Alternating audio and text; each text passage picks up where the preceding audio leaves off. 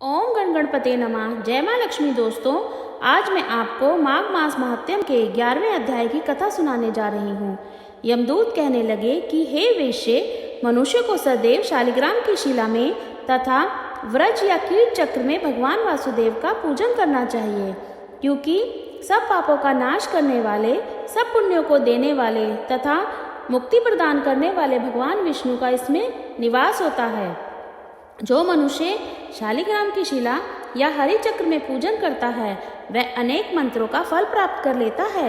जो फल देवताओं को निर्गुण ब्रह्म की उपासना में मिलता है, वही फल मनुष्य को भगवान शालिग्राम का पूजन करने से यमलोक को नहीं देखने देता।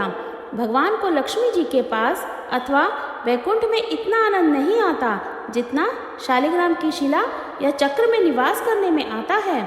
स्वर्ण कमल युक्त करोड़ों शिवलिंग के पूजन से इतना फल नहीं मिलता जितना एक दिन शालिग्राम के पूजन से मिलता है।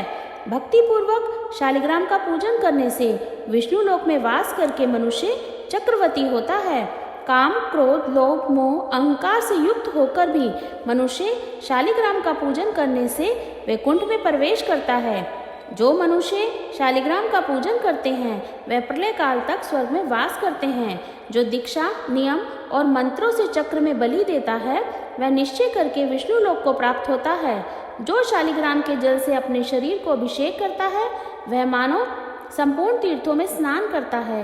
गंगा, रेवा, गोदावरी सबका जल शालिग्राम में वास करता है। जो मनुष्य शालिग्राम की शिला के सम्मुख अपने पिता का श्राद्ध करता है, उसके पितृ कई कल्प तक स्वर्ग में वास करते हैं।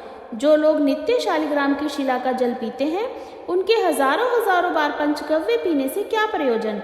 यदि शालिग्राम की शिला का जल पिया जाए तो सहस्त्रों तीर्थ करने से क्या लाभ। जहाँ पर शालिग्राम है, वह स्थान तीर्थ के समान है। वहाँ पर किए गए संपूर्ण दान, होम करोड़ों गुणों फलों को प्राप्त होता है। जो एक बूंद भी शालिग्राम का जल पीता है, वह माता के स्तनों का दूध पान नहीं करता, अर्थात गर्भाशय में नहीं आता। शालिग्राम शिला में जो कीड़े मकोड़े हैं, एक कोस के अनंतर में मरते हैं, वे भी वैकुंठ को प्राप्त होते हैं। जो फल वन में तप करने से प्राप्त होता है, वही फल भगवान को सदैव स्मरण करने से प्राप्त होता है। मोहवंश अनेक प्रकार के घोर पाप करने वाला मनुष्य भी भगवान को प्रणाम करने से नरक में नहीं जाता।